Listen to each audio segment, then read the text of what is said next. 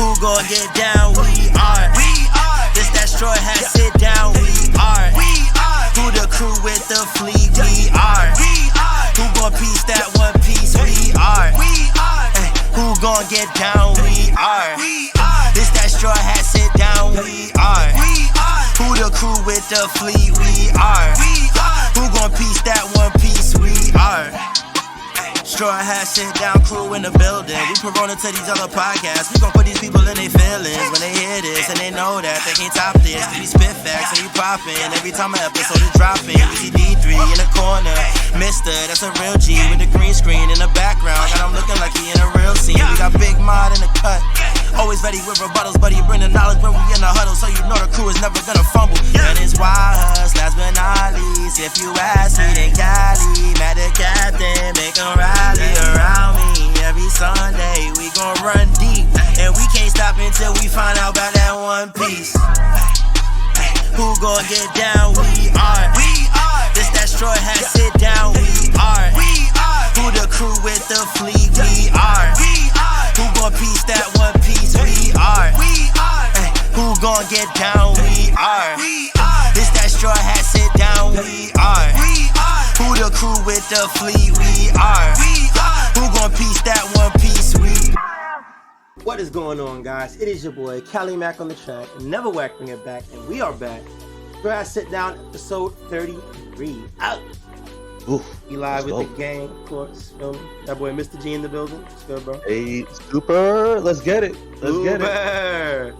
That boy Strawhat Mod in the building. What's going on, bro? What's good, y'all? Yamato gang, let's go. Y'all.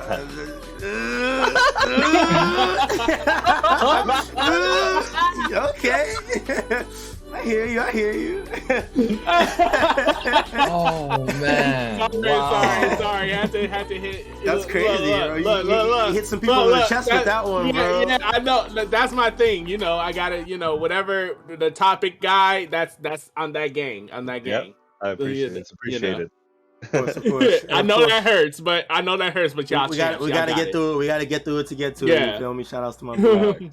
100%. And last but not least, of course, we got that boy YHuss. What's going on? Yo, what's good? Yo, what's good? I'm chilling. What's going on, guys? Episode 33. Oh, we are end of Wano. Oh, we made it. Yeah.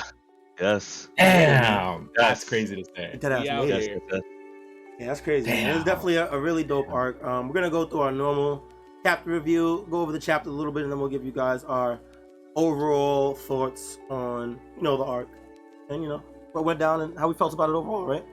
So, Mister, you got the summary? Yeah, I got it. I'm gonna kick it to Mister for the summary real quick, and also real quick, big shout outs to my girlfriend in the chat, Emerald. Hey. I love you, baby. You the bestest. Hey. All right, you can go ahead now. That's good. All right, let's get it, yo. One Piece, chapter 1057, The End. The chapter begins with the people of Wano attending a kabuki play in the flower capital for a retelling of the fierce battle of Wano. We are then flung back to the three we left off with 2 weeks ago in Yamato, Momo, and Kinemon rushing their way to the port to give Luffy a piece of their mind, mainly Momo and Kinemon. Yamato at this time also confirms with us that they are not leaving Wano just yet, and need to walk and learn the land of Wano like Odin did before venturing to sea. Momo and Kinemon are livid that Luffy and the crew would just leave without saying goodbye and humiliating the young shogun. Even so much that Kinemon is ready to cleave Luffy's head if needed. Which was funny, bro. I was like, yo, he was bugging. He was on demon timing. He definitely was. Yo, even after all the events that they went through together from Punk Hazard to now, Momo didn't think Luffy would be so cold and not consider them as friends. We are then shown the moments from when Luffy and Momo first met on Punk Hazard to the creation of the alliance in Zou, and even the moment when Momo finally stood up to Kaido and bellowed his name in front of the Beast Pirate King.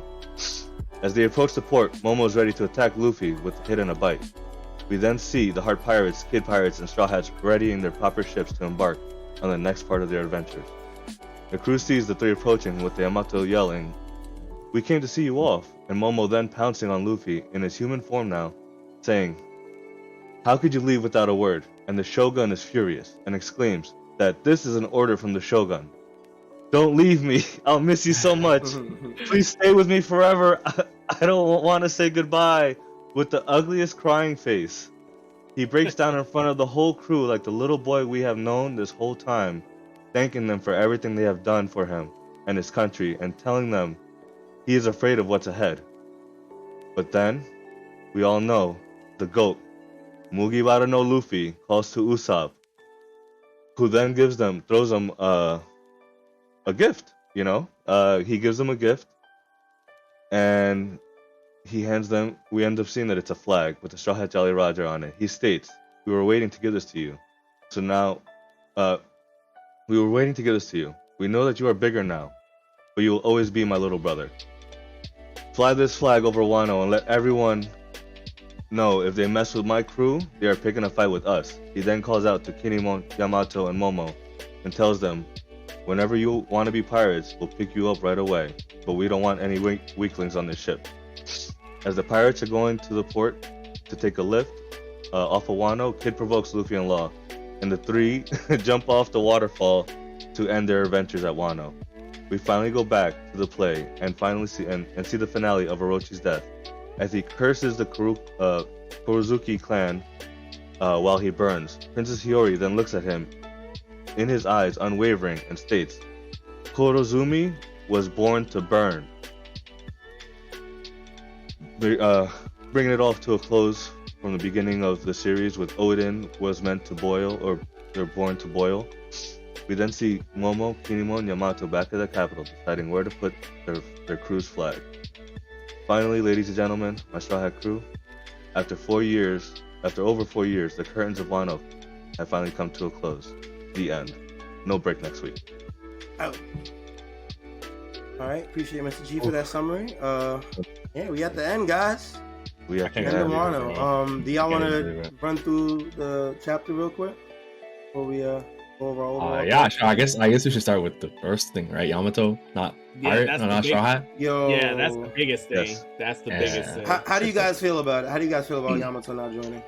Okay, so I'm a little tight. I'm a little tight. Like this whole time, Okay. this whole time, you know, they've been hinting that Yamato is gonna join and stuff. But like, I get it.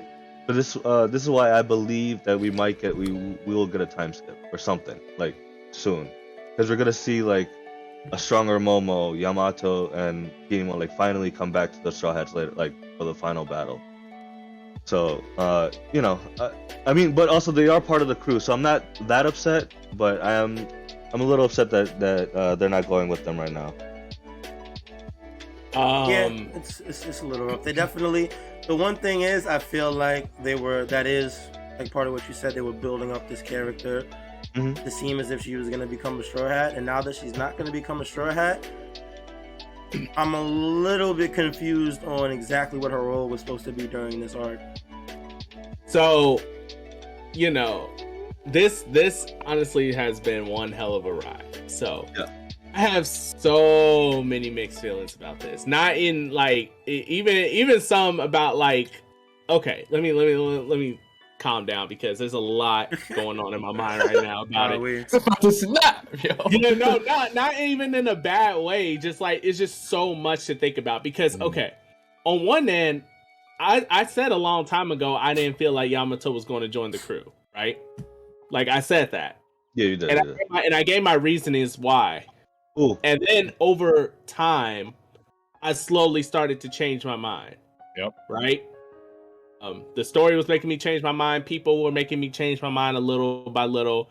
And, you know, I'm thinking like the expectations that, like, let's say I had for someone like Kaido, right? Where he fought Luffy and he lost like that. And I'm like, okay, Kaido probably is getting back up because we haven't seen Awakening and stuff like that.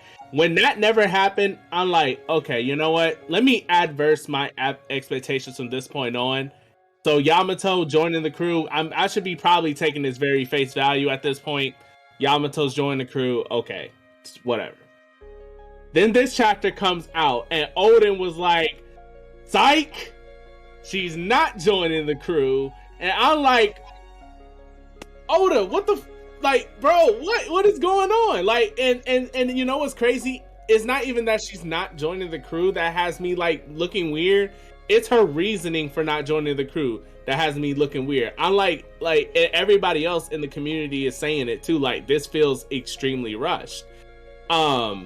Because if you look at her reasoning, she said, "Oh, I want to tour Wano just like Oden," and it's just like, that's a weird reason, a weird explanation for why you don't want to join the crew. I think it would have been more acceptable if she would have been along the lines of, "Oh, like, I didn't want to make the same mistakes that Oden did," because, you know, Oden originally, he left Wano Right.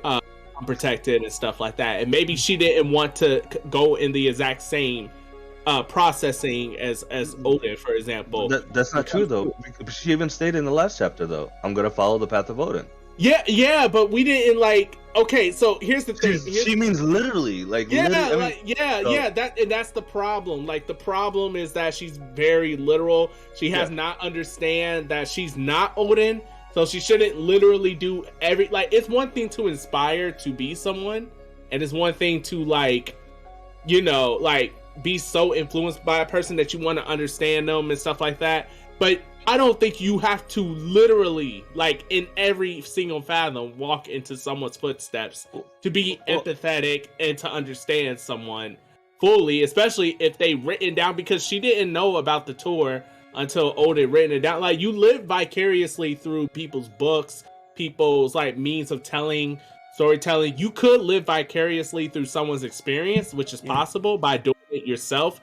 But the problem is that, like, it has not been established, I don't think, that hard, that Yamato, she wants to literally embody, like, the essence of how Oden walked his life, because we all didn't think that she was, like, extremely literal, like, to the point to her detriment, because she's come to some.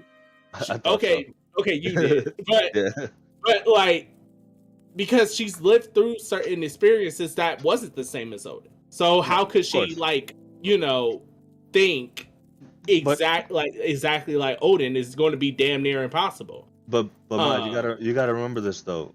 Where has Yamato been this whole time? So only on Onigashima, just stuck there. So how can she go into the world claiming that she is Oden when she doesn't know what Wano is? Like, all of it, you know what I mean? Like, that's why she's walking those steps.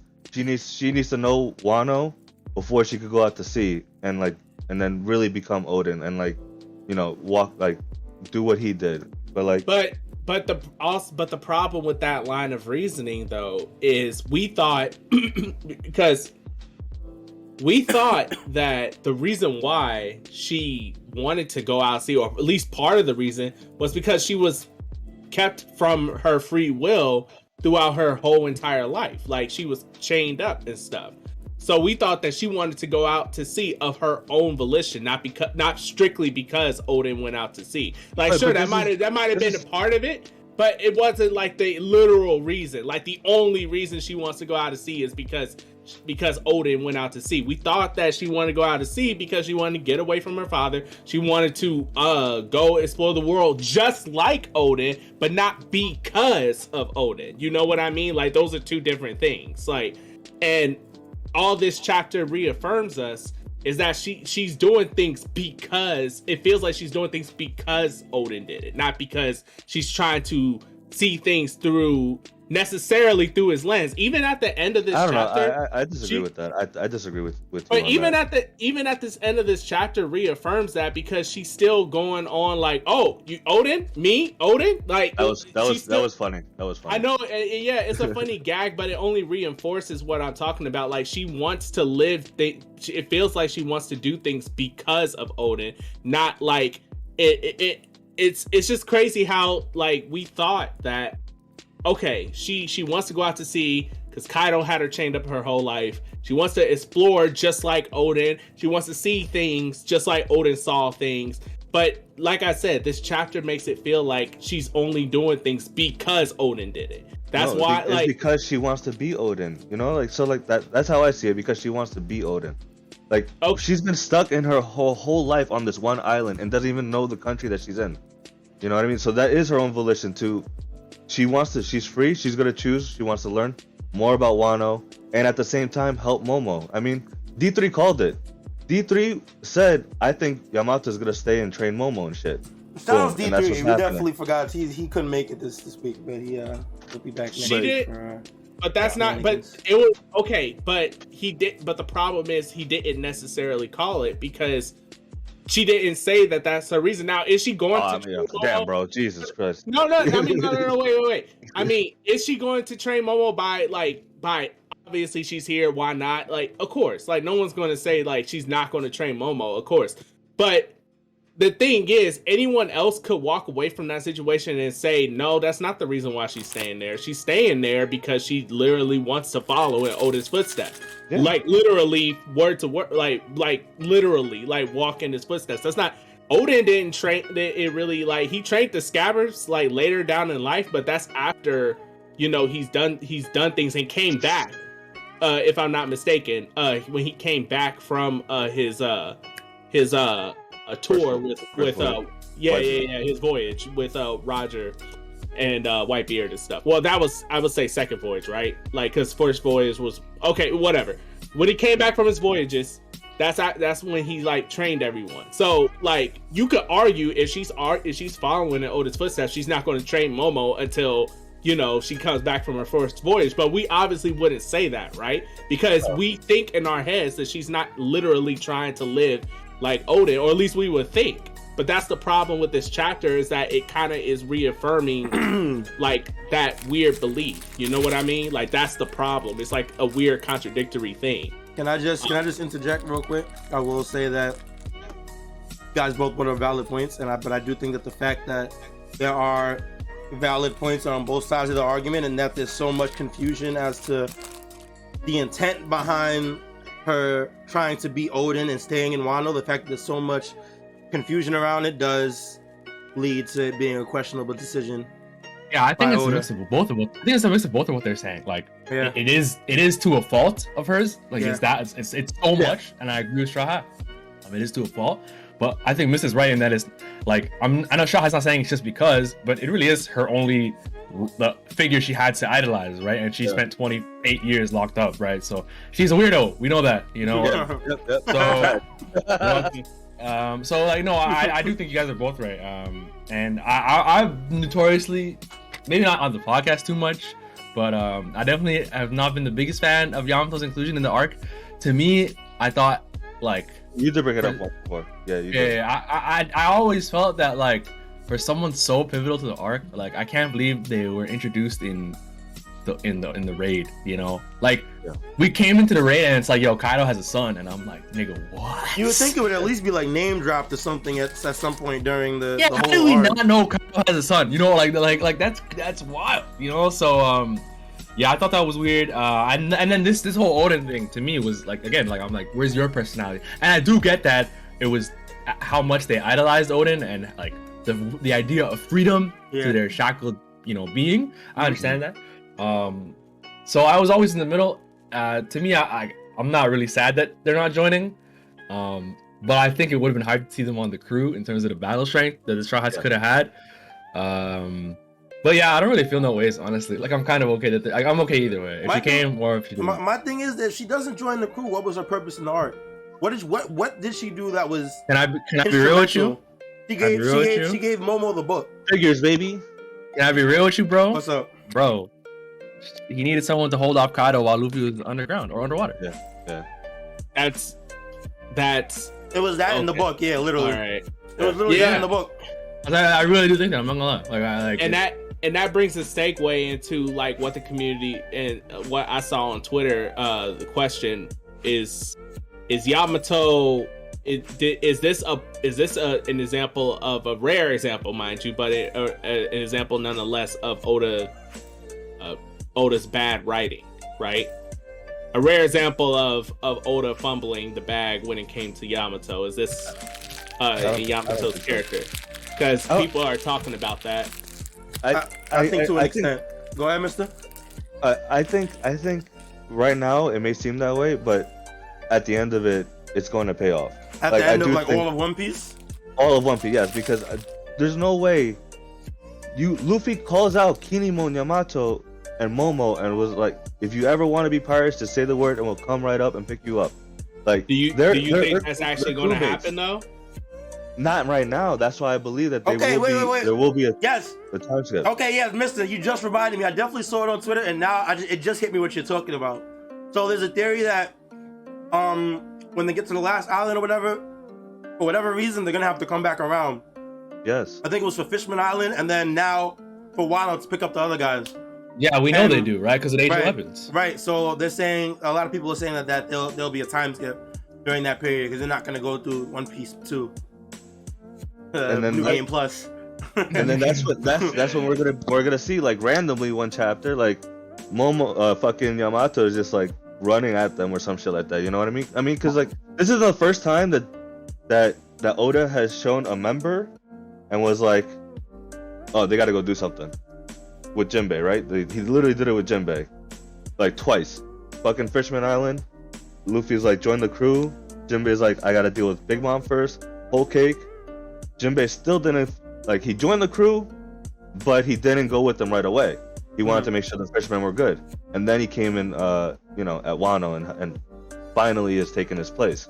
So I do feel like that's what's going to happen, especially with Yamato. And then, like, you know, like we were saying with the, like, in previous episodes with the alliance building. So this is like, you know, I do feel like we're going to see a big ass fucking Zunisha with that flag that they gave him, like, Yeah. and then everyone on top Yeah. for like the final battle or some shit like Just that. I have a question regarding that though, in terms of like how that will impact our perspective of Yamato's character, or some people would say lack thereof, is that if in this arc, in these 148, 50 chapters around, if we didn't get this, like, you know, if we didn't get to us like enough to see to really appreciate Yamato as a character, I feel like because of how much it seems to me that Oda wants to get this show on the road and kind of like hurry us into the final arc, get it all going, will we be able to get that focus enough on her character for us to alleviate those issues? Like, do you think there's that much leeway for the rest of the story? I think there can be. I mean, but like, you know, for sure. it all, you know, it's all up to Oda. Yeah. We'll see. He's been the mastermind for 25 years. We can't doubt him now. Gotta believe in Golden, man. Yeah. I mean, What you mean? You mean? don't get me What wrong. you mean, bro? You go You don't believe in Golden, bro? Nah, chill. I love Oda, and Yeah. the story of One Piece is forever goated. It's changed my. It's honestly even changed my life. Like, Yeah. 100%. 100%. don't. But that doesn't mean Oda is alleviated from criticism. No. 100%. That's not what we're saying, though. We're not saying that he can't be criticized. We're saying that even through the criticisms, you got to believe that he's gonna steer the story in the right track and steer the Oh characters in the right track, I mean, regardless. of course. He could definitely get criticized because he definitely be bullshitting sometimes. Of course. But I will say that, like, when it comes to like Mrs. Point with Yamato, so here's the thing.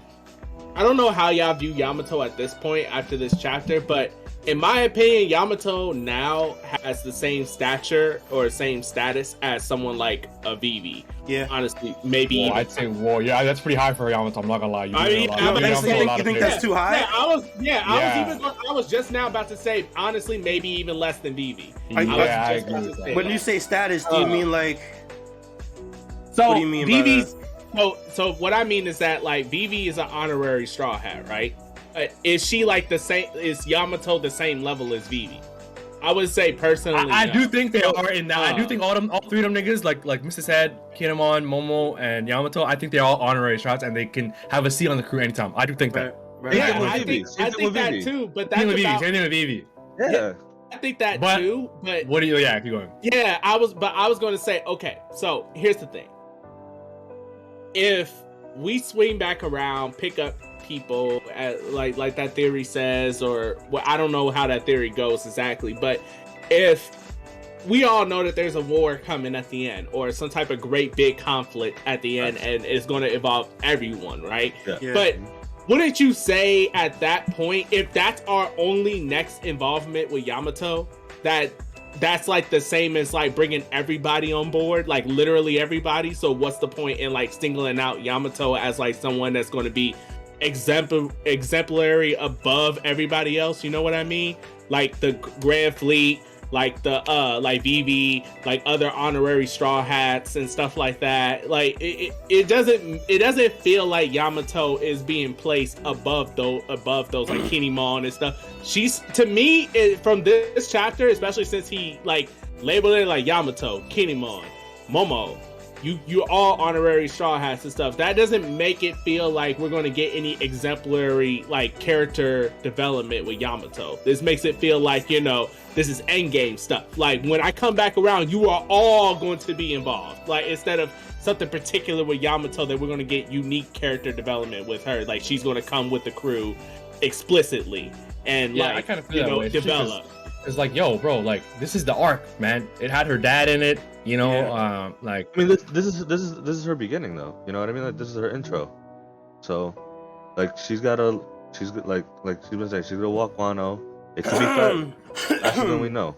I mean, especially with her like fucking fox form. So I mean, Yeah, she was I don't cool. know. I definitely liked her. I liked her. I'm not gonna say that I disliked her. I liked her did as a too. character, Yeah, I liked her. I liked her. I definitely will her. agree she was definitely lackluster. It could have been handled a little bit better. yeah, like I feel like there was like, for me it was the suddenness of their inclusion in the arc. Yeah.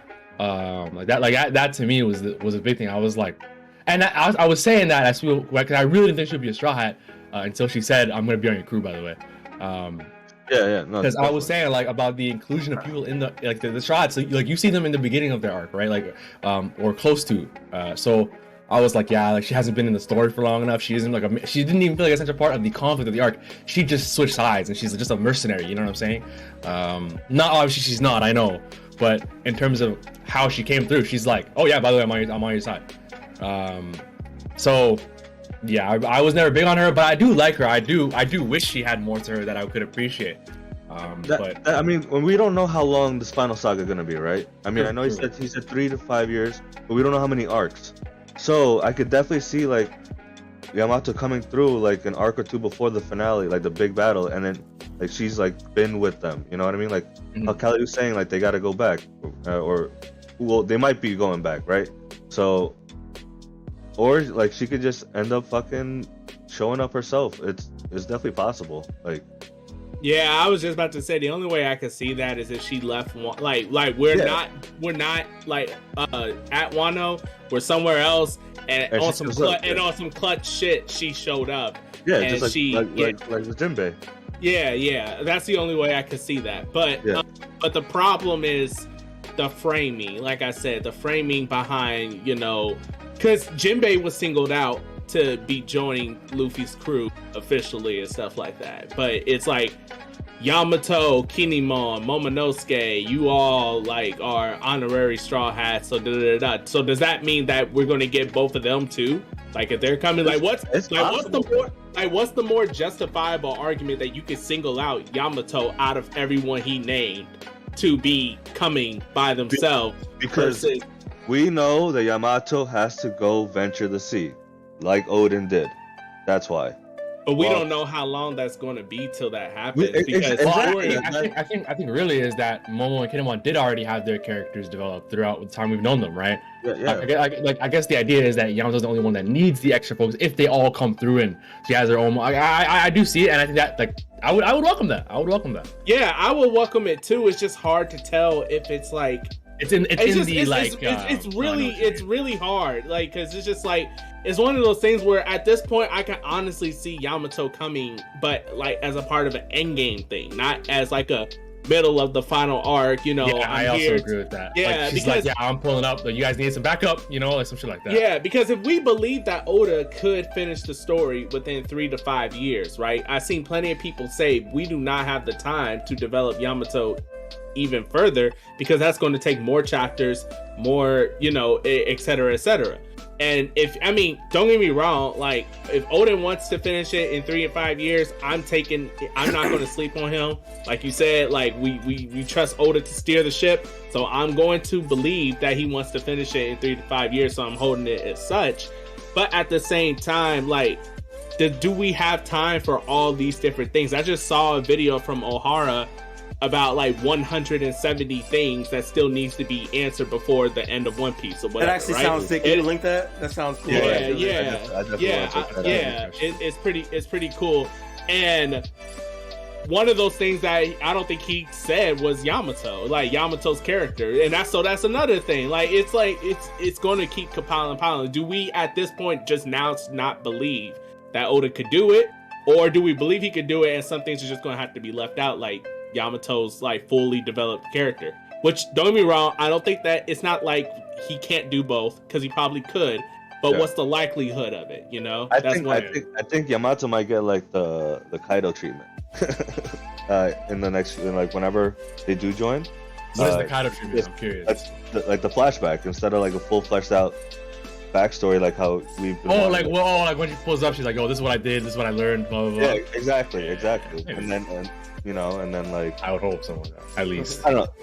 I mean, it wouldn't be the best. I do see what you mean, Mod. You know, like with the timing, but like I said, like Oda's always said like 3 to 5 years or something like that. We don't know how long it'll take, so he could be capping. Yeah. Yep. So you know, Yep. I just leave it to the cap, yo. Yeah. Bottom line, Yamato's not joining the Straw Hats. All right for Yamato. Not right now. It was crazy. Like they even had that. Y'all remember when they had those like there was like this like figure sale and they had all the Straw Hats and then Yamato at the end too. I'm like, oh, it's guaranteed. They put it on the merch. They spoiled it. They spoiled it for us, you know. So like, it definitely is what it is, man. Bro, I can't believe we got hoodwinked, bro. Yo, also, I mean, also I remember when YHuss, you brought it up when Momo was yelling out the names, right? When in the castle. Yeah. Like he says like Jinbei, Yamato, like in that order, right? Like he ends with Yamato. So, and then to me, I will say the end of last chapters, like the wording was mad ambiguous on purpose. Like I decided to live like Odin did. Yes. I thought like maybe like 2% she says something she's not coming, and it would be because Odin would be free. And so if I was Odin, I would be free to choose not to walk in Odin's footsteps or some shit like that. You know, like some next level free like mental gymnastics, as they say, right? I thought that might have been the case, but not like I'm literally gonna walk in his exact footsteps. That's pretty. I respect. Oda definitely doesn't want us predicting him, yo. Like he's like, nah, you guys predict. Sometimes the most predictable is the least predictable. Like, I was not ready, bro. But I'm not mad at it. You know what's crazy though? I don't know if y'all use Facebook or not, but if y'all are in those Facebook groups for One Piece, there were a couple of people that got Yamato tatted with their Straw Hat silhouettes. Yeah. I remember that. I'm like, yo, because someone said it too in the comment section of that video. They of that photo, they were like, "You're gonna be ill if Yamato doesn't join." There you go, bro. Oh my god! It's like the guy who got Gear 5, and then before we got the colors, and then he put it as gold, and then they found out it was white. The worst I've seen was the Boston Celtics 2022 champions. No, that shit is forever funny. I ain't gonna lie. I think somebody does that. I think one person does that every year for the NBA finals, bro. Yeah, it's like, bro, what are you doing, bro? Yeah, but people, they do it, and it's like it's kind of funny, it's kind of hype, calling out the NBA. It's calling out the NBA, calling a prediction and getting it tatted is always hilarious. Yeah, some people don't care, but some people have face that. Some people don't give a fuck, bro. Yeah, and then even at the worst, you look, it's just a funny story to tell when people see it at the end of the day. Right. Exactly. Like we're making a jest of it now. Yeah. Rip Yamato, dude. Yeah, anyone down bad? Anyone actually like, fuck, I wish he's on the crew? I enjoyed her character, and I wanted her to do more. I wanted her to join the crew and be used and show that her character was more than we were shown. So I am a little down bad. I'm not even gonna lie to you. I agree. I liked her. I thought she was a really cool character. Like despite her actual what she actually contributed, her contributions to the art, I thought her herself was a really cool character. I liked her. Yeah, I completely agree. Especially because she knew Ace, man. Like that whole connection. Was cool, man. Yeah. She was definitely cool. I mean, when it comes to her individual character, I'm just like, I'm not like, oh yeah, she must join the crew. But at the same time, I'm not like against her. I wasn't like just completely flat out against her. I just thought it didn't seem like she was going to join, but I wasn't against it either. I enjoyed how strong she was. I enjoyed like her powers are OD. Her zone powers. Yeah. Oh yeah, she had a sick zone. Yeah, cool. but Has she shown up? Has she shown that form in the anime yet, or not? Not yet. No, they're not nowhere Yeah, near that. Luffy is still fighting. Luffy is still fighting Kaido for the first Luffy time. just got the 1v1 with Kaido, right? Yeah. He just challenged him to the 1v1. He just got the Conqueror's Haki coding unlocking, and they still even taking a break right now because they're doing the Shanks episodes, the red episodes. Yeah, the Shanks okay. Ulta promotion, Shanks movie promotion. So yeah, I gotta watch that shit. Yeah, it's really cool. I like it. It's Shanks and his crew being. I've never seen Ben Beckman at Goofy. I'm gonna just say that. That sounds crazy to me. I gotta see that. I never seen him at Goofy. But he was legit like dancing with everyone else who was like trying to make Ulta happy or whatever. I'm like, what? I don't think I remember Ben Beckman ever being non-stoic, but okay. That is hilarious. Yeah, but I guess that doesn't be Yamato, right? Yeah. We definitely spent like 30 minutes talking about some Yamato. I can't front it. You know what? RP. She was a great Straw Hat candidate while it lasted. And honestly, there wasn't. They're all Straw Hats, bro. That's it. Yeah. There wasn't too much else to talk about in this chapter anyway. I really like this part right here. Yeah, the Momo thing. The Momo part was cool. I specifically liked this panel, giving him the flag and letting him know that Wano is my territory now. Yep. Let these niggas know Wano is Straw Hat territory. Like that shit was cool. It was cool. You can't fuck with us, bro. That was so sick to see. I think he also has Fishman Island under his belt as well, if I'm not mistaken. He it is. It's just it hasn't been made official. I was gonna say, isn't it like more low key? Like, I'm not sure it was this. Right? No, I could have. Okay, I'm bugging that because I know that it was White. They might be flying their flag on the low. I think I do know. Yeah. Because Luffy didn't. Okay, because here's by the way, this is another reason why we wanted Big Mom versus Luffy fight. Because Luffy said to Big Mom when he first met her through the snail phone, I'm gonna come see you at your territory because I'm gonna have a talk with you because I want to make Fishman Island my territory. Yeah. And Big Mom was like, what the fuck is he thinking? And then Neptune was like, it'd be cool. We should make you think you can make a flag with the Straw Hats or whatever? Like, it was like always implied that Luffy was going to acquire Fishman Island as a territory, but we never seen him declare it. Like, this is declare my territory. It's over. I don't want to hear it. Yeah, I mean, blah, blah, blah, blah. I think this it's is because the first time we got it right here. Yeah, I think it's because he didn't beat her officially at that point, so like they didn't put a flag or anything like that. But now like he officially beat Kaido. He's like, nah. He routed Kaido. Yeah. This is it. This is mine. So that's why I do think we're going like Hallie said before. We're going back somehow. Whether it be fucking like a time skip. Bro, we have to. We literally have to, bro. Like there's the Pluton is here, many bro. things. So many things. That's the number one thing, bro. Like it will happen eventually. But I was like, I'm not gonna lie, bro. When Momo started saying "Don't leave," bro, it got me, bro. I was so. It got me. It did. It hit you. I'm crying. I was like, bro, it's ugly as hell, but like when he just keeps going, I only managed 5 because you guys are. I was like, bro, don't do this to me, man. Fuck, bro. There were definitely a lot of feels. Definitely. Yeah, I don't know, because like when they do the recap and like, because I've really like it got me when Momo was crying. Even though we know Momo was a crybaby, right? But when Momo was crying to Luffy and Luffy stopped him and Zoe from bowing his head down and they made the alliance, like that shit always got me. So when Momo stood up to Kaido saying his name, like yo, like Momo moments always got me, bro. And like him, that's my fucking guy. And like like seeing him grow this whole time, like we've been with Momo for like 10 years now. Yeah. You know what I mean? No, so, like, you know what panel really got me? I'm sorry to cut you off, bro. No, you good. Y'all were just talking about it and it made me realize it was at the end, bro. This one right here, bro. Yeah. This one right here. This shit got me, bro. I'm not gonna lie, man. Seeing everybody just finish and conclude today's tale. This shit was beautiful, man. I can't front. I can't even. I might really need cannot this on a believe poster for real. That's why my Oh, background. it's gonna be, bro. Oh, it is your background. I didn't even realize. Yeah. Oh man. Oh, that's sick, bro. That's so sick. Yeah, I need Bro, this on a because- poster for real.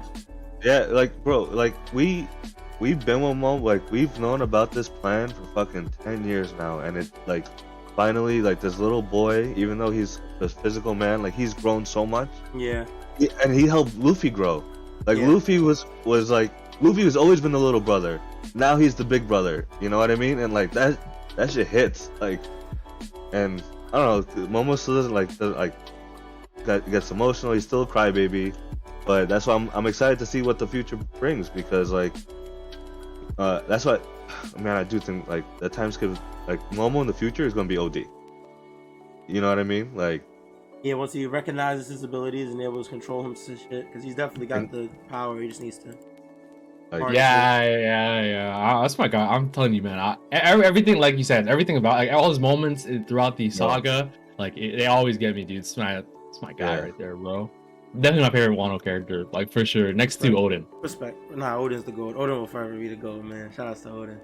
Was it which chapter was it? Was it this chapter where Momo said I'm gonna surpass because he Odin? That shit was live. Yeah.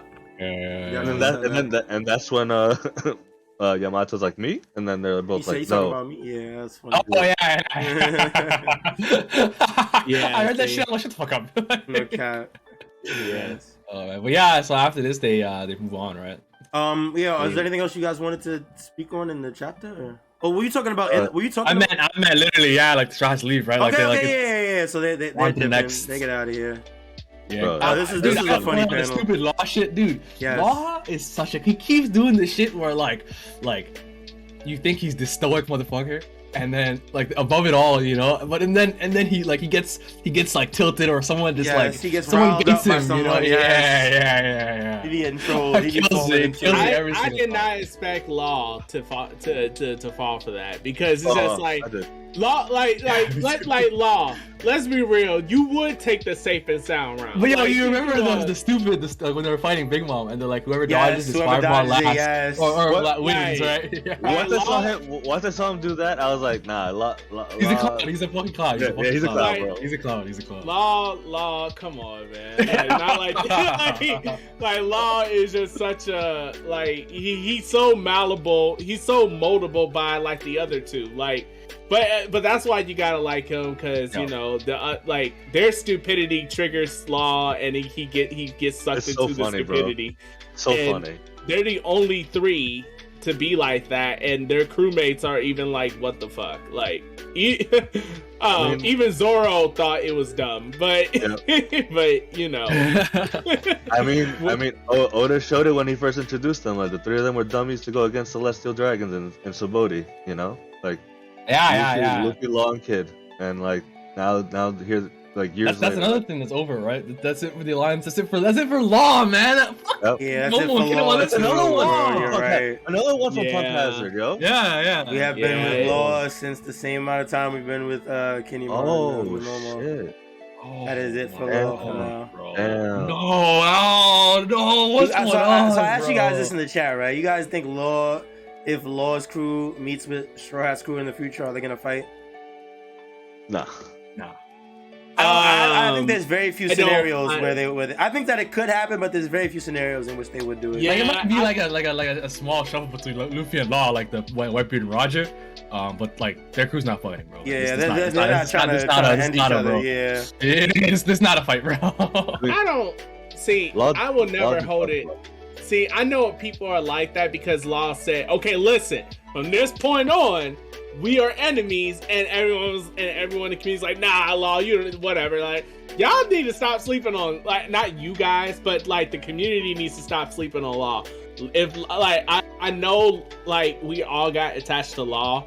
At the end of the day, he's still a pirate, so he's still going to do what he has to do if he needs to get ahead, and that includes fighting Luffy or whatever. I don't think that applies to Law, bro. I ain't gonna lie to you, No, wait, chill.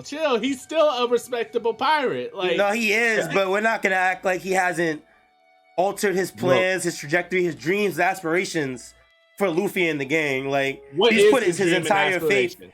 We into don't know Luffy.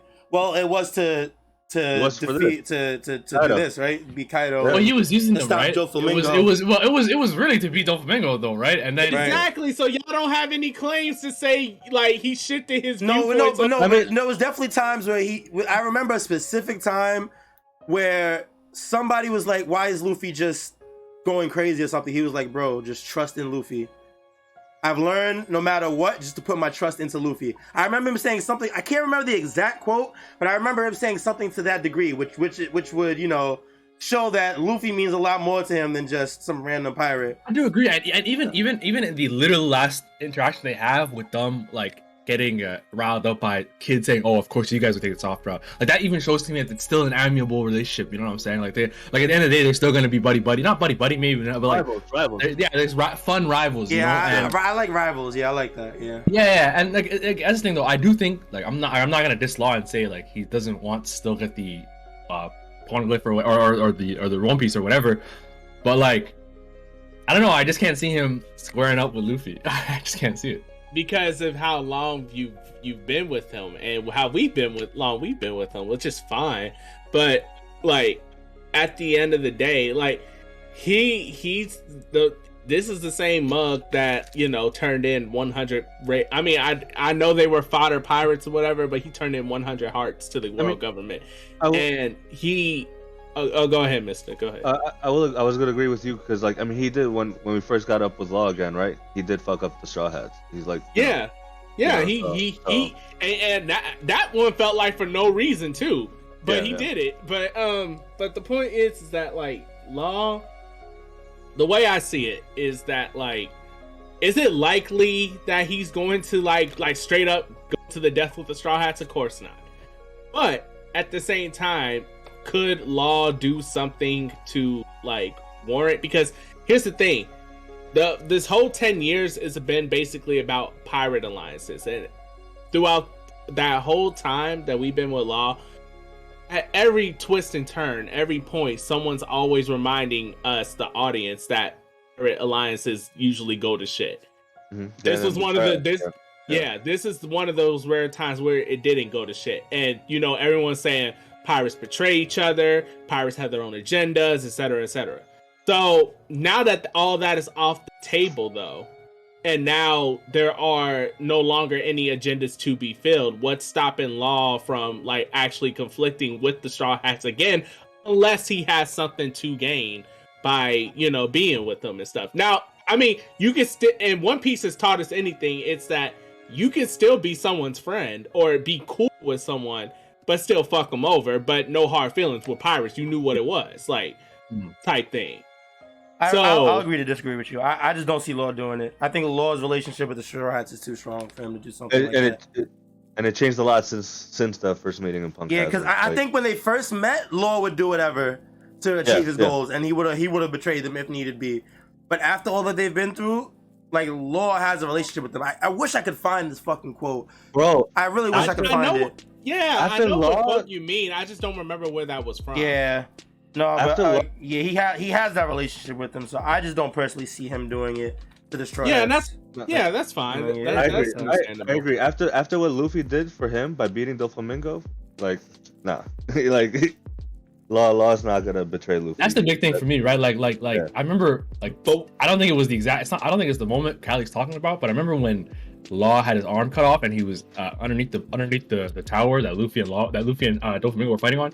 He's like, he told Cavendish, I think he's like, yeah, don't bring me anywhere. I'm staying right here because if Luffy dies, I'm next. You know, like, I'm not about to like lead this guy to fight my own battle. Real nigga shit. I remember that, bro. If he doesn't make it. Law is a real one, but let me ask you this. Let me offer some sprinkle of gray in that. Okay. Did he say that strictly because Luffy is his friend, or did he say that because he wants to honor their pirate alliance and he doesn't want to be on some crossing shit? Maybe he honors pirate alliance. I don't think it was the alliance. I think you think less of Law than Law has shown you, bro. I ain't gonna lie. No, you know why? I don't think it's the alliance. That's not thinking less. In fact, I think more of him. I think he's capable. Okay. Let me put it like this. I was just talking to my wife about this. You can know someone 99.9% of the time but you can never know someone 100%. That's a fucking fact. That's a fact. And, That is a fact. and the reason why is because no matter how long, and even this is with the people you know, this is with the people you love, your friends, family, no matter how long you've been with someone, you don't know what goes on in their mind all the time. Absolutely. At every point throughout the day. There could be that 0.1% time that something that you never thought that would go across their mind goes across their mind, because we're human beings at the end of the day. So I hold Law to that degree. I don't know him 100% of the time. So I give him that benefit that if Luffy and him cross again, there is a chance that he could do something, because you don't know what is going on in his mind and the circumstances that leads to that. I will just say that to address the earlier point about if it was him saying that about Luffy, like if he dies, I'm going with him, was it about the alliance or about like the respect for Luffy and what he's done? I think it's the latter. It's the respect for Luffy and what he's done for Law, because I believe I'm like 90% on this, but I believe that him fighting Doflamingo or him defeating Doflamingo was the real goal. But to the Straw Hats, he outlined it as step 1 of this 10-part plan or whatever, right? To defeat Kaido. Yeah. And that as long as they defeated Doflamingo, he honestly didn't really give a fuck about Kaido. He was here for Doflamingo, right? Yeah. It was so- personal. Yeah. And I think that him, how he's realized how much Luffy fought for him in Just Rosa, like I think that has, like, that is the real driver of this current relationship with Luffy. Like he it's not just a business relationship. He's like, you know what, like you really fought for me. That's why I'm saying that. Because like, if he didn't care, if in that moment he wasn't really worried about Luffy or like that what that meant, I feel like he would have left, because it's like, you know what, fuck, I'll get another chance to fight Doflamingo someday, right? But instead he's like, fuck this shit. This nigga goes out, I'm going with him. So I do think it was more so that. But you're right. You're absolutely right. I do think he could still. Maybe if there was something that Law was wanting, you know, like they're like a point Luffy wanted that Luffy getting to would stop him from getting, he might step to Luffy. That was surprising. And you know what's funny? I don't even think that he would step to him over that. I don't see a reason why he wouldn't do the same thing that he did with Robin when they were going to find a Poneglyph together. He just simply teleported there, like, oh, I noticed you guys are right there, so yeah, I'm here. Like, yeah, I feel like that conflict would never even really occur. Like, I can't really think of like when they would actively try to stop each other. But all I'm going to say is that 1% comes, or that little tiny slither of a doubt that would have me from knowing that 100% that Law will never step to Luffy, is because, like y'all said, they are rivals at the end of the day. You know, when other characters, when Luffy saves them or he does something for them or whatever, they usually show huge, not to say that Law hasn't, but they show huge amount of like gratitude in such a way that they don't ever step to Luffy, or we would never think, like for example, like what reason would you have to believe that Neptune or someone like what's his name from Water 7, the mayor, what reason would you have to think that he would do something to Luffy? Probably nothing, because they feel indebted to him in such a way that and they're not his direct competitor. So you could come to that logical conclusion, but Law is still Luffy's competitor. So because of that is the inkling of a doubt right there. The fact that he's even his competitor in the first place, even if he's indebted to him, has me think that, like, okay, I shouldn't like just think that Law would never ever do something. Because hell, another example, Kobe is his competitor. I mean, it's his literal direct enemy, and he steps to Luffy.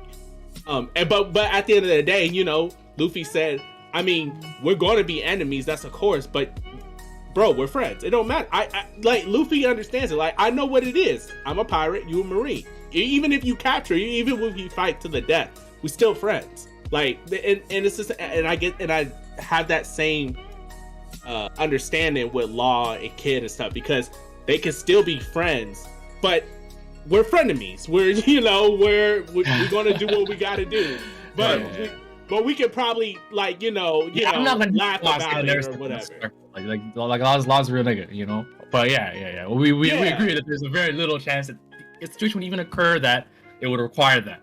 Yeah, exactly. But like I said, I hold him to that same regard as I hold Kobe. Kobe, you know, I do think Kobe is Luffy's enemy. Wait. So are you saying wait. Are you saying that there's a chance that Kobe would capture Luffy? That's not what he's saying. No. No, what? Oh, chill. Yeah, that's why what? I had to make sure because you Bro, were comparing. no, them, that's not what he was saying, bro. That's not what he was saying, bro. I'm not saying that. Could he do that in the future? Maybe, but that's only if Luffy. I feel like Luffy would just surrender himself. Like But that's what I'm asking you. You feel like there's a chance that would happen, just like you feel there's a chance that Law could backstab at some point. Like I said, you don't know anyone 100% Yeah, but, of the you feel- time. no, That but- includes Oda. No, but that's the I thing. don't know what That's Oda is like. the thing. That's the thing with my argument, though, is that you could literally apply that to any character in the series if that's the case. Literally any character and can that's backstab giving them- anybody. Yeah, and But- you can give them the benefit of the doubt in that regard because you don't know, like, and I know these are fictional characters, so excuse me for applying that to like real life human logic and understanding this stuff. It brings a conversation. But you know, the framework is still there, right? Like Oda is treating these like characters. We treat them like characters and stuff. We don't hold them in such a regard that we think that they are exonerary from any possible thing. The nicest guy down the street from you could end up killing someone because of circumstances, while the most terrible guy down the street from you could do something good because of circumstances. Like, it's just, you never know, especially in the world of One Piece where morality is gray. You got good guys being the bad guys being good guys, and sometimes they're just that, good guys, bad guys, bad guys. It's constant crossroads, constant, you know, back and forth with morality, with things, so you never know. All I'm simply saying is I would never doubt that they are capable of doing something because of the world, the type of world that they live in. It's not like a peaceful, harmonic world where no one's doing shit. Like, they're pirates. They're breaking the law, technically. Quote unquote, they're criminals. That's not to say every criminal's bad. Of course not. But I just feel at like the it's end a of the real day, moot point, man. I'm not gonna lie to you, because like the thing is, like that's a given. You know what I mean? And I don't think anybody meant it as in Law would never do it. Obviously, there's a slim chance that anything could happen in the story. You know what I mean? Like anything could happen. That's a given. You know what I'm saying? So like, I feel like it's a little moot to say that. You know what I mean? yeah, I just like, it's just, all I'm saying is like the community is saying like, oh nah, law, like they're not taking Law's word, like basically, like, cause it's like when if someone holds a gun to you, and they're like, I'm going to shoot you, right? And you think you know the person, so you might be like, oh, I'm not going to, like, hell, I was just watching, me and my wife, we were just watching the show. I don't know if y'all ever watched the show called Scandal or whatever, but basically, there's a character, the main character, she pulls the trigger on her kidnapper, and he thought that he knew her, or he knew, like, you know, you hesitated, so that means you're not going to pull the trigger. And she pulled the trigger, like, even though she hesitated. Like, it's like, people think that because they understand what a person says, or or even actions, that they know what's going on behind their mind, or so they could just write it off or whatever. I'm just saying, don't do that with Law. You never know what, just because he says it and you don't believe it in your mind doesn't mean it won't happen. That's all I'm saying. Nah, the worst generations are some shiesty niggas, so you're not wrong. You're definitely not wrong. Can't ever go against that. All right, let's keep it pushing. They are, bro. Let's keep it pushing real quick, because we've definitely been going for an hour and we didn't even go through the chapter. Just real quick, I wanted to talk about the Hiyori thing. Yes. So in the original translations before the official leaks drop, well, it's the same in the officials too. During the play, they recant Denjiro coming in and delivering the final blow to Orochi and saving Hiyori. And in this recant in the play, they write in a line that Hiyori says that the Kurozumi were born to burn.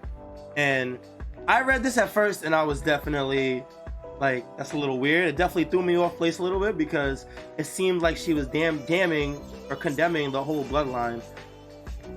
Which, given the information we know about the beef between the Kurozumi and the Suzuki, right? That it's a little bit unfair to the entirety of the Kurozumi clan. I mean, I don't know. But two Kurozumis fucked them over. They did, you know? but we did see, we do know the retaliation was definitely a little bit excessive. Yeah. They wiped out the entire bloodline. I don't. There were no more That's- survivors that's- left. That's, right? just how that's how they do it back then, bro. I don't know what to All right, say. all right. Regardless. No, but regardless like if low-key, it- that was the problem though, right? Like that the dude, whoever this old nigga was in the Kurozumi, who poisoned the I think it was Odin's grandfather's generation. That dude in the Kurozumi, he fucked up. He did some foul shit. But the reason Orochi and those people even came back with a vengeance was because of the extenuous punishment that the shogun gave his whole to the clan. whole clan, exactly. Right. Right? Yeah, that's why Orochi and them were so bitter and wanted revenge and whatever. It's like Right. they recognize that the old dude fucked up. Like that's foul, right? But to punish the entire clan and genocide them, Not more right. or less, It's not right. that's Yeah, so a for little her, ridiculous. if we read it like that, as she's saying, the Kurozumi were born to burn. It's a very foul line. If you read it like that, but like honestly, just the whole series to this point, like Ace and Roger, like it's like the son shouldn't pay for his father's sins. That's like the big thing, right? So I didn't even read it like that at first. I only realized when people were talking about it later. I'm like, damn, you really can like read it like that if you so wanted to, right?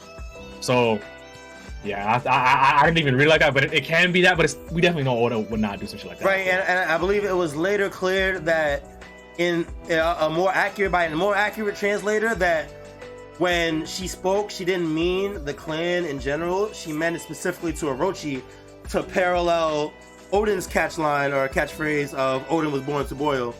It was supposed to be a parallel in saying that Orochi was born to burn because Kurozumi means coal in Japan, if I'm not mistaken. So it's supposed to be a singular thing, not the entire clan. So that was supposedly cleared up. The only reason, I mean, because he tried wiping out their whole clan. You know what I'm saying? Like he was doing the same thing to them. Like I don't know. Who's like, he? Who?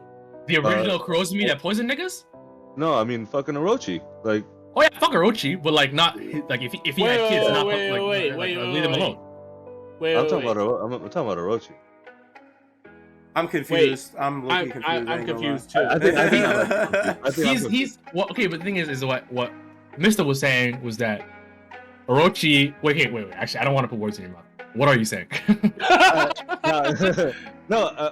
So I think I might be confused. So people took it as she was condemning the clan. I mean, he was condemning her clan though.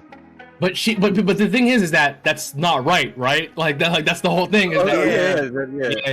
Two wrongs don't make a right type thing. Yeah, if she was saying like fuck your whole family, that's just like no, we get it, you were wrong, But it's funny because even if that was the case, it's like she would have even less of a foothold to stand on.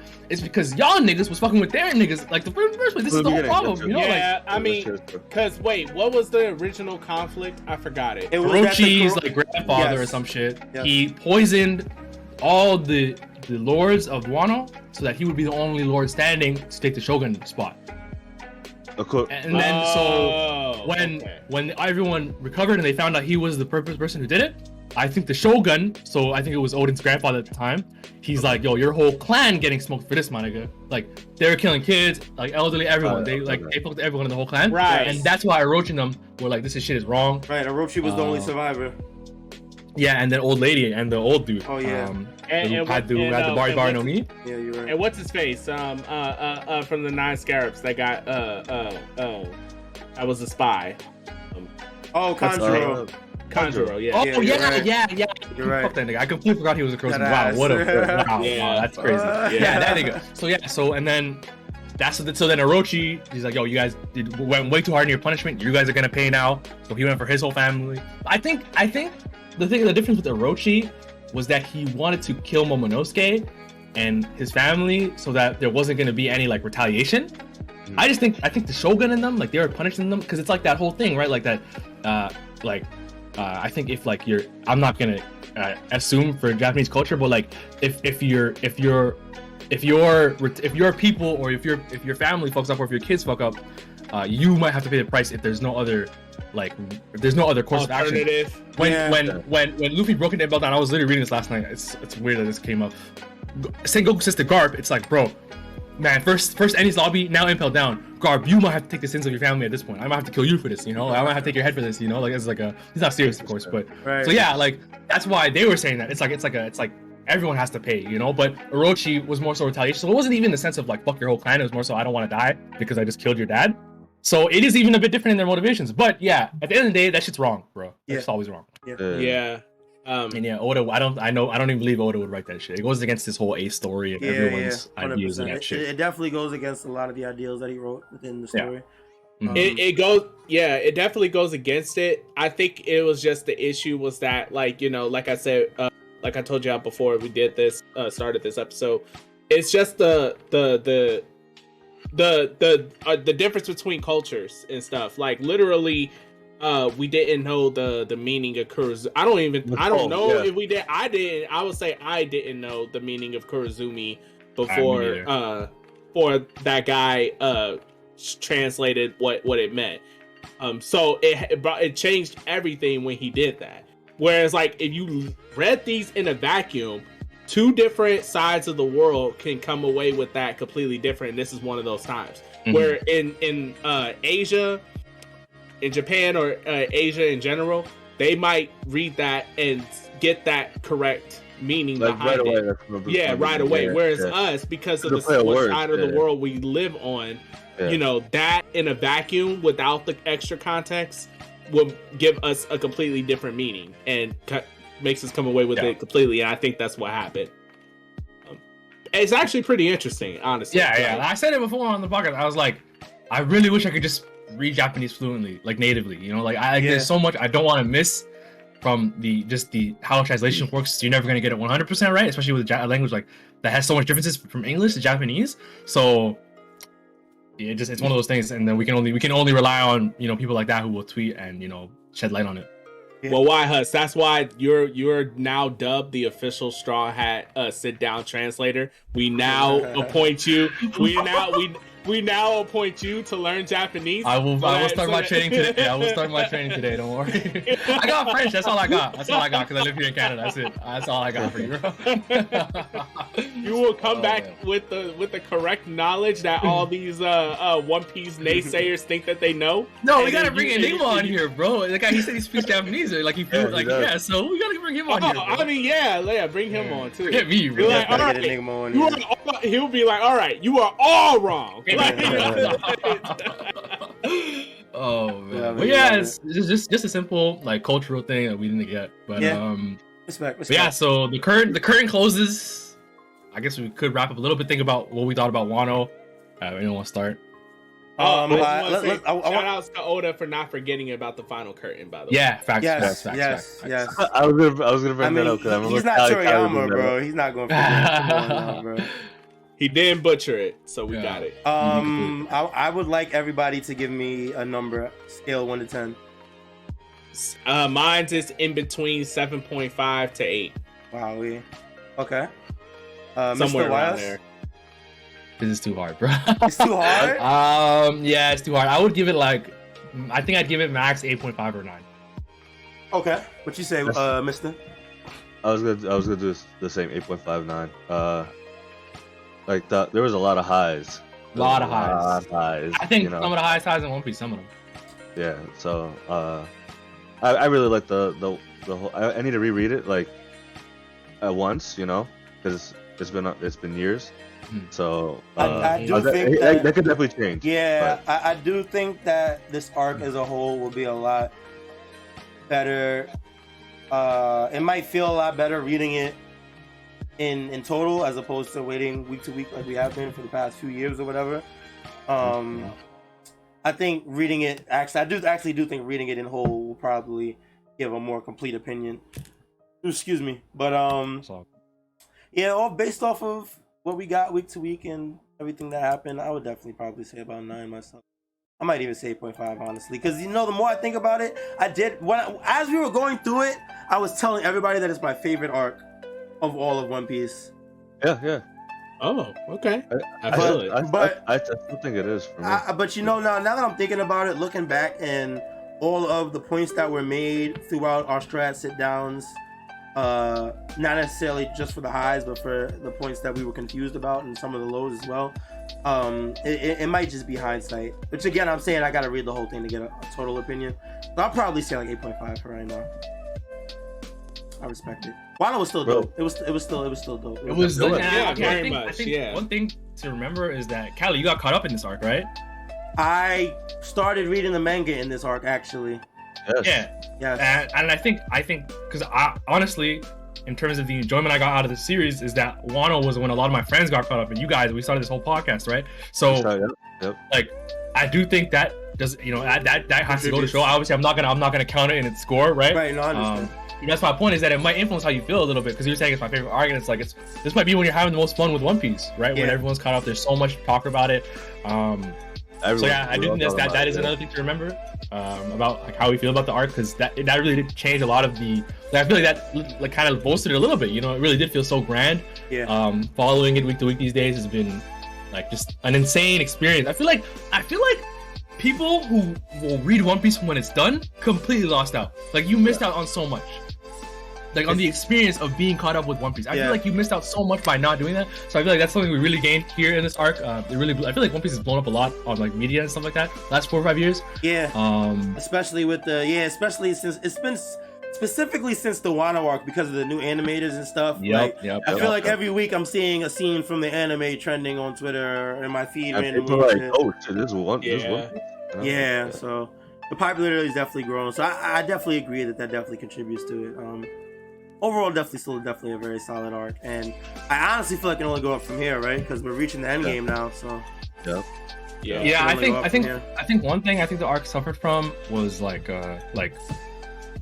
having to be the arc right before the final saga, like because it felt to me, especially at the end, that because I'm never gonna forget this, was that me and Strawhat thought Kaido was getting back up, and then but even when you guys didn't agree with that exact idea, you guys still felt like there should be more. And there's something still gonna happen. There's some. So like, it still goes to show that there for everyone, maybe not everyone, but a lot of people that read it critically, like it's like there was a little bit something missing. Like maybe it felt a little bit rushed. That's how I feel about especially Kaido, right? Yeah. And I think for someone who was built up the whole saga, like that to me was super disappointing. But I do think the highs are just so fucking high, and it was just so incredibly like. I was glad to see every shot get a 1-on-1 except for Brook and Chopper. There was so much good about it. Oh yeah, I forgot about that nigga. Like just like Oda did. Let's go. I really it was. There's so much to appreciate about the arc, and like, I don't feel comfortable giving it less than an 8.5. Like there's still so much good about it, even though I do think it has some flaws. My score from either somewhere in between 7.5 to 8 comes from the fact that, like, okay, when I think about arcs and stuff, it's hard to get. I mean, I can tell how much I enjoyed the arc by itself, but it's hard to give a score if there's nothing to compare it from, right? So for me personally, I thought back to some of my most favorite arcs in One Piece and stuff, and I tried to think, like, did this capture that exact feeling? Did I feel satisfied in certain ways that these arcs done that this arc either did or did not do, right? For me personally, because I know you guys might hear 7.5 to 8 as like a lowish score, but to me that's still a high score, to me at least. Because for me, my 9 out of 10s or 10 out of 10s is only for right now Enies Lobby and Marine Ford. Those are my only like 9 to 10 out of 10 arcs. And if I look at any other arc in a vacuum, I go back to some of my highest moments in One Piece, and I think like, okay, did this like capture that same feeling? Did I have the emotional pull? Get the emotional pull? Did I get like, thematically, story, like the tightness of the plot, like characters, all that stuff I consider. And I think Wano did a lot in terms of like the entirety. Like, it's definitely one of the best arcs out there. But I will say the ending, like at least like how it all ends, it feels very unsatisfying compared to some of the older arcs. Even something like Skypiea felt hella gratifying. If you go back and watch that, like that like the ending of Skypiea always gets to me. But this does not hit that same emotional ties to me, at least, as some of the endings that other arcs stuff. Yeah, like to me that Enies, punch Lobby's is not idea. as the punch is not as iconic as like Lucci Gatling. Or, Yeah, exactly. Yeah, I agree. Yeah, I agree. exactly. So for those reasons, that punch, that thing that makes me like praise One Piece and makes me want to tell friends and stuff to watch this and stuff, because this shit is like some of the greatest ever. I didn't necessarily get that as far as the Wano ending. However, everything else was like an all-time high, and I swear if they had stuck the ending of Wano, definitely would have been the 9 to 10. I'd give it a 10. Yeah, because you know what? I was Yeah. definitely claiming it as the best arc in One Piece, all up until that last Right. punch, and these past few weeks when we've been in like the post battle arc and shit. Yeah. Like, so I definitely do agree with that. The ending definitely did sully it a I'd give little it a bit. 10. Because for me, that's the problem, right? Kaido's lack of backstory Yeah. and like how the like literally last punch. Yeah, like, I that to remember me- for the weeks leading up to the final fight, we were waiting patiently, I'm like, bro, this cannot contemplating what end. his backstory is without- gonna be in all this, and then we just got a couple flashbacks on the page. Yeah. Yeah. And then not only that, but there's certain things that like it felt like there were promises. And I don't know, maybe my mind is also a little bit cloudy from hearing all the raid is going to fail rhetoric and stuff that was going around throughout the entirety of the internet. But at the same time, there was some personal things that I was noticing with Kaido. Like okay, Luffy got Conqueror's Haki coding. Okay, Kaido is still beating Luffy because he said your shit's sloppy. He comes back as more refined. Now he's Emperor level. Okay, and then Kaido is like over here, like he's playing around with Luffy, you know, getting drunk, said this is actually a good battle and all that. And then later, Kaido is like later on mentioning because Luffy was like, I'm running out of gas, and Kaido's like, well, that's a shame because, you know, I thought you would go longer than this. And I'm like, oh shit, Kaido still has way more in the tank. And then, you know, Luffy comes back with Gear 5th, and they're kind of going even, it feels like, because Kaido is not struggling that hard against him and stuff like that. And then, you know, the final punch, Luffy's hanging on to Kaido. Kaido's just like, bro, you don't even need to hang on to me. I'm not even going to dodge it. I'll take this head on. It's no problem. And he's clashing with the head on, but he still loses. I'm like, it's weird that Kaido comes off as so confident. Like there's more to it. And that is it. Like, and it was weird, but like that and stuff like that, stuff with the Yamato build-up, stuff with like certain build-ups that doesn't feel like what's answered all the way with that ending and stuff like that makes it feel rushed, makes it, and certain plot points, deaths and stuff like that. Like, it just feels very rushed. We still didn't even get the conclusion with one. Like, There were a you know couple what's of funny? times, yeah. Yeah, like we didn't even see Kinemon like how he felt reuniting with his wife and stuff like that. Like, we didn't even really get. They talked about it off. We see him like, It's like off at the- screen. We Like, see yeah. his girl, and then Yeah, she but talks about at it. the Yeah, but- Harvest yeah. party, we do see him. I mean, Yeah, that goes yeah, to in the the party party too, too. yeah. Yeah, but you don't We don't see like the whole crying scene from the I agree. Yeah. Like, a lot of stuff, a lot of sentimental stuff that we felt like should have been shown were off screen. Not even just sentimental stuff, right? Like stuff like how they talked about how Wano is the birthplace of Sea Stone and the point of the carving. We Yeah, didn't get that much was of that. never. Yeah, We also had the moment when Zoro talked into the blacksmith, and he realized something about black swords. Black Blades, yeah. Yeah, and we just never spoke on it again. There was also the fucking the Grim Reaper that he saw. Yeah. didn't hear Not about to mention, that. not to mention Zoro's heritage. That was Oh was yeah, literally and the fucking the samurai that looked like him and shit. Yeah, Yeah, never got talked about. And also he said he's gonna visit what's that nigga's name? Ryuma's grave. That was his promise to get to switch the swords, right? He's like, okay, Yeah. I'll give you guys shoe sweep, but I want to see his grave at some point after this. And we Right. didn't get to see that. And we never got that. I mean, We also- that's something like that. One thing might be something we see later. I could see like Zoro thinking about it, like maybe in the next fight or whatever. maybe, But yeah. like, there's so we much also- that we did not see. I know. We also did not see Zoro get to mess around with the Nidai Katetsu. Like, Yep, that never happened. Like that didn't come out literally, anything. the beginning of Wano, Luffy is messing with the Nidai Katetsu, and Zoro's like, bro, what the fuck? Like, bro, He just wants to what- see it. Yeah. yeah, like, bro, what is that? Like, hold up, wait a minute. wait, Luffy, let me see that. Like, bro, like, where did that go? Like, it's just like, it's just so much. That's what I mean when I say I think it suffered from being the arc before the final saga. Like, I feel like Oda is like, you know what, man, we really do got to get to that shit. Something suffered. Like and like I said, Wano in a vacuum is still a really great arc, and I would love it, and I will never take like it away as being a great arc because it definitely is. That's where it comes to it being like a 7.5 to somewhere between that scale to an 8 to me. Yeah, I'm with you. I would actually go as far as say 8. I said 8.59. I would say 8.5 honestly. Like somewhere along that scale. And who knows? It might change. Like Callie said, it might change for us when we go back and reread it in a vacuum. I've been reading.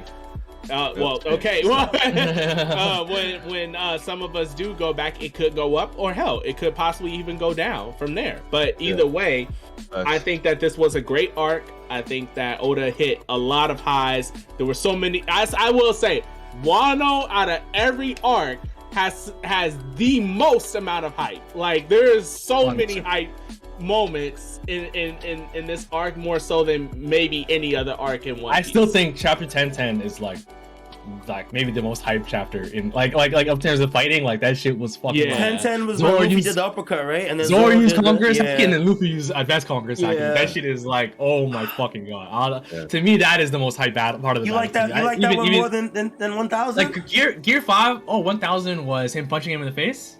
1000 was when I like 1010 way more, dude. Because Luffy whooped his ass, dude. I was watching the anime version. And it's like Luffy, he uses Advanced Conqueror's Haki, and then they clash for like 30 seconds, and then he punches him, and then they use they fucking Dragon Ball super dashing around for like another 5 minutes. But in the manga, bro, he just started whooping his ass. Like he hit him with 3 attacks in like 4 pages. Like I was like, what is going on right now, right? I think just the way it happened in the manga was so huge to me. But yeah, I think there are so many fucking highs in this shit. So I will never say it's not a great arc. It's still in my like top 3-5. So exactly. There's a lot of expectations, you know. That's another thing, man. That's another big thing. There's I mean, there was an article before Oda said, well, people thought he was talking about this being like as on par or bigger than Marineford, but now people are saying that it's what's coming after. So who knows? I don't know. I feel like I knew the whole time he meant.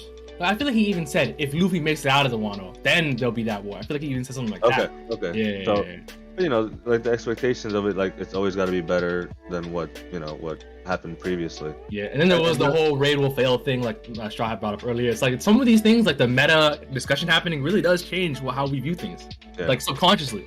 I will say this though, like this arc didn't give me like that gut punch that I was like, oh shit, are they gonna actually pull through? You know, like is shit gonna like something bad gonna happen? And nothing like that really did happen. My thing with that though is like, I think the only tension that we definitely had was on the rooftop, and like everybody else's fight was definitely like it was cake for the most part.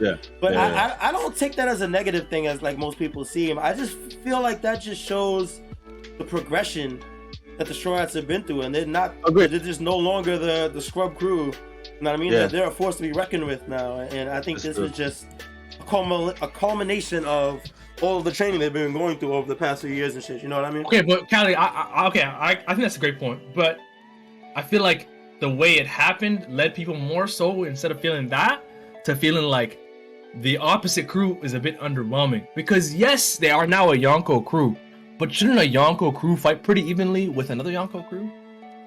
Like, it feels like they should get it out the mud versus like I see. If Nitro and Wawa play, they should be at the same level type shit. If Nitro and Wawa play, I'm like, yo, this about to be a banger of a set. Even though Wawa is now probably best. Wawa be beating Nitro's ass. That wasn't a good analogy. That shit. You know what he's trying to say. What are you doing, bro?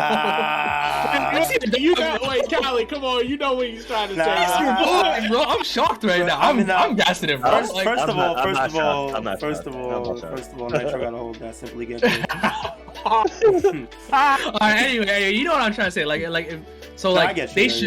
They should to me, other than the rooftop, it felt like Zoro was the only person who got out the mud. You know what I'm saying? Yeah. Sanji had a great personal struggle. Yeah. And Robin had a great fight too. But like, people that idea of the Straw Hats not having struggled too much, and although yes, they are a Yonko crew, I feel like that is how it came off more. So is what I would say. Like it came off more as Leather Crew being a little bit underwhelming. You should have to get out the mud because of your caliber. I definitely didn't hear the sentiment that like, damn, Luffy, their crew came a long way. Most of the time when you saw the enemy alliance or the enemy team fumble in the bag, people were ridiculing them rather than praising the Straw Hats for their Here's what people say. Here's what people say. I'm talking about what I'm saying, bro. Hold on, wait. Y'all do it too. So then, how about we just bring? Wait. I do this. Yes, you done it with. I'm saying you, Callie Mac. You done this before, and you done it in Wano. That's tough. You done it. You all done this with X Drake. Remember when I told y'all a while ago? Nah, X Drake's a scrub, bro. We want to talk about X Drake. No, that nigga's a scrub. That nigga's a scrub no matter who's talking about it, bro. I need a different example, bro. Because X Drake is a scrub no matter the context, bro. That nigga's a scrub, bro. Y'all literally did it with X Drake. I don't want to hear it. Y'all did it with X Drake.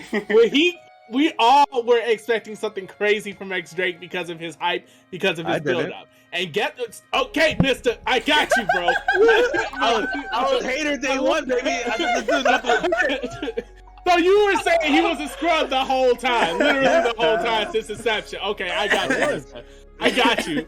I got you, bro. I got you. So anyway, for 99% of people, X Drake was not a scrub up till the time we saw him doing some scrub shit. Okay, so like, and what happened? Instead of praising the guys that he went against, like, oh damn, they must be that strong. Y'all all said, oh nah, X Drake's just that weak. So it's like, so we do it all the time. Wait, no, but that was not relation to. We're talking about other people's opinions on the matter.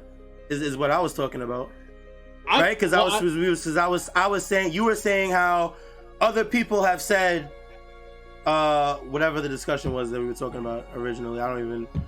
Well, okay, so YHuss said that, like, basically it's okay. You said it instead of praising. Okay, I don't remember which one of you two said it, but one of y'all said that the Straw Hats, they gotten a lot stronger. That was me. Yeah, okay, yeah, I said that. Yeah.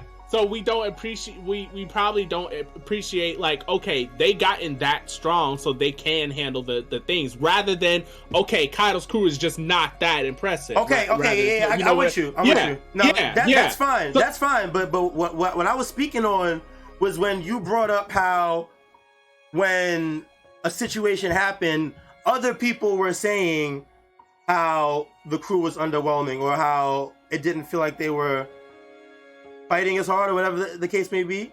You know Kylie's not saying he doesn't do that. He's saying fuck other people. Yeah, right. Like, I don't care about other people's opinions. You know what I'm saying? That means nothing. You know what I mean? That's what I'm saying. Okay. Okay. Got you. I'm with you though. I'm with you guys. You guys are definitely making sense. That's my fault. We had a little miscommunication. That's all good. Yeah. You know what? That doesn't surprise me. I've never seen Callie like not be this nigga. It kills me. He's like, what does he say? It's like, so I think it was the classified thing when someone was like, yo, good shit on class getting second, and then Callie was like, he replied, he's like, nah, I would have said that should have been me, bro. Oh yeah. I was like, what are you talking about? Yeah, nah, because Classified got second, and Complex was congratulating Classified on his second place after he lost to him. So I was like, if that was me, I'm telling him it should have been me, and I'm walking away. That should be me second place, and I'm walking away. You gotta hold that. Yeah, this makes number one hater. Number one hater. You feel me? I respect him. I feel it.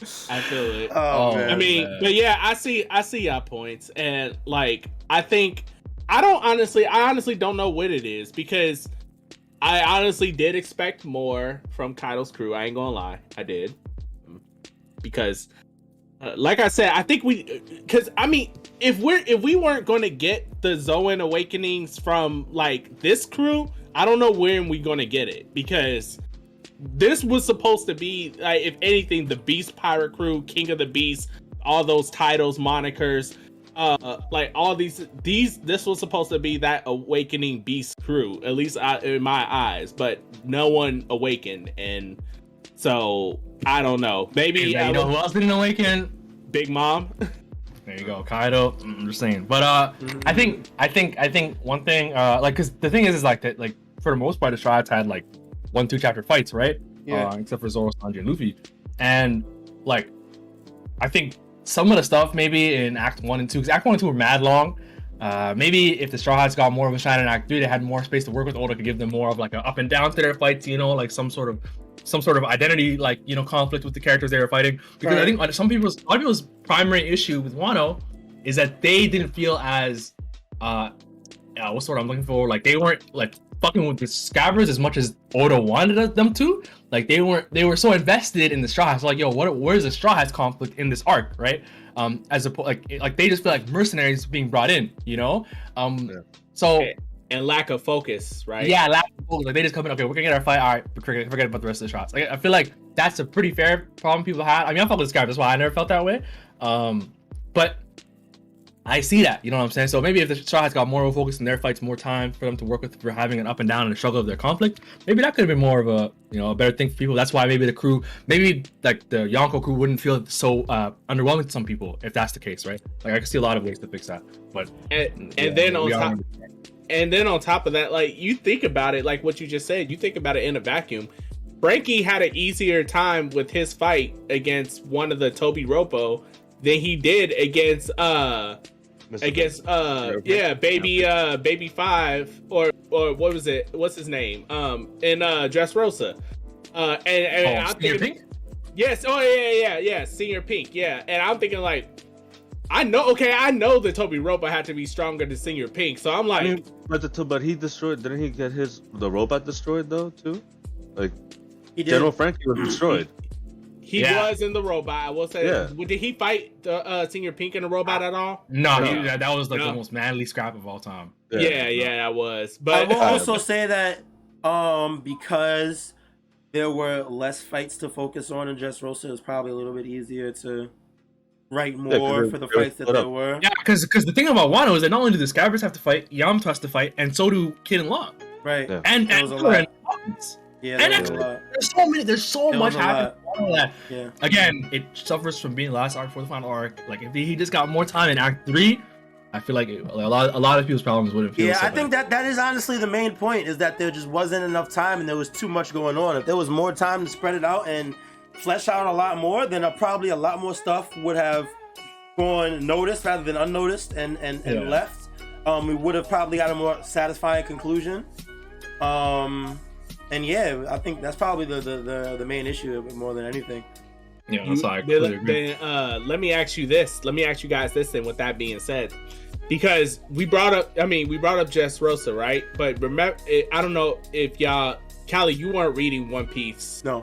At Dressrosa, right? No. YHuss, were you? Oh, wait, sorry, can you ask me the question again? Were you reading One Piece week to week?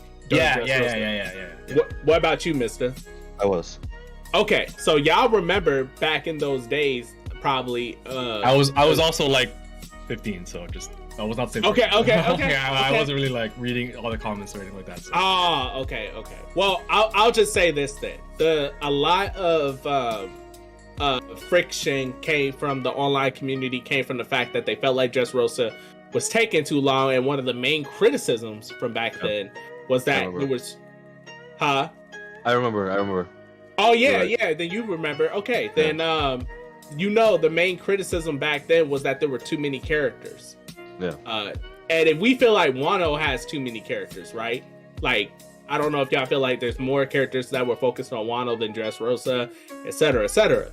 So now, with that being said, because everybody's criticism of these long-driven arcs is too many characters, but when we get to the final war, that's an accumulation of everybody. Yeah. So with that, is this a precursor of things to come? Do we think that like this might be how it's just going to be if there's going to be arcs that have so many people involved, like going to get unfleshed out fights, unfleshed out backstories, etc., because that final arc is going to hit. I would hope not, but yeah, I feel like there's some things when I read Wano where I think like, wow, like for example when we learn that it's underwater or whatever, and this is where Pluton is under, like between all the rock. to me, when I see stuff like that, and I see the like Joy Boys, like how he drew Luffy when he was in Gear 5, I'm like, this is what Oda wanted to draw all along. Like this whole time, he has been waiting for this moment to draw this. Yeah. So I feel like even more so in the final arc, like when he has all the cards in play, he knows exactly where stuff wants to go. I hope I get that feeling.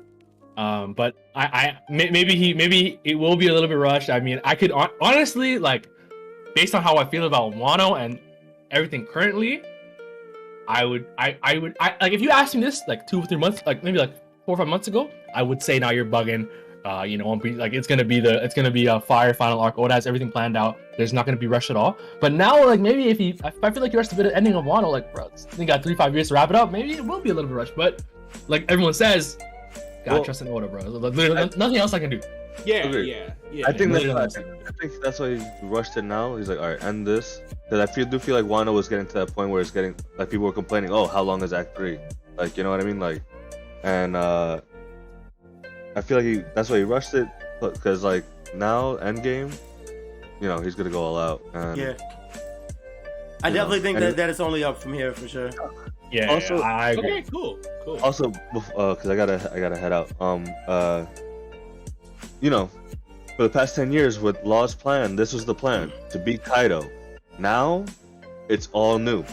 You know what I mean? Like, Yeah. First time leaving an island with no idea where we're going. Yeah. we don't know where we're going. Yeah, we don't know. We don't know where we're going. We don't know like what we're gonna do. So all in the log post for the first time since. So real quick, because we're gonna wrap it up here, because we have been going for an hour and a half. Real quick, do you guys think that the next chapter we go straight to the next island?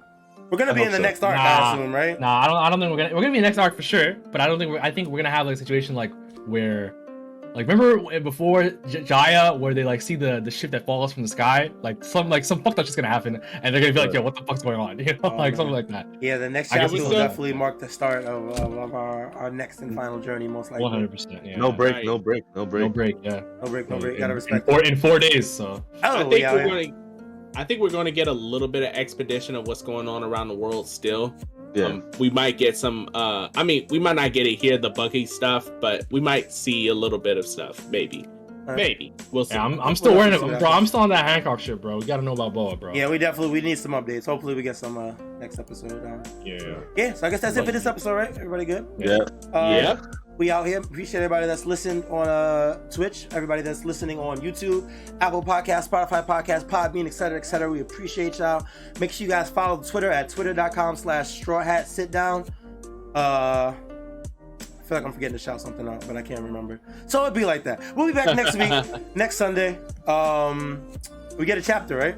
We do get a chapter. We literally just said it, right? We'll be back next Sunday with a new chapter review. Till next time, y'all take it easy, be safe, be healthy. We will see y'all when we see y'all. Take it easy, chat. Peace. Later. Peace. Yo-ho-ho. Nice. That was a fun one.